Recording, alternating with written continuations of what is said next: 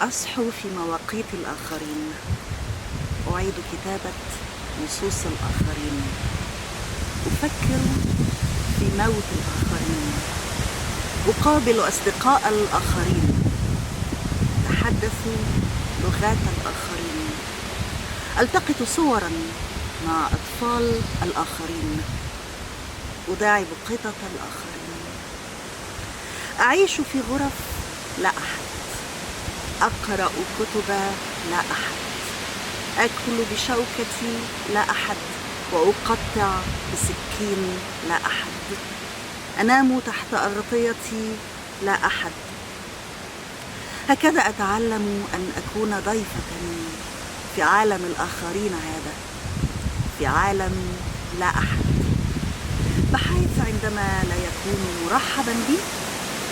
أستطيع أخيرا أن أموت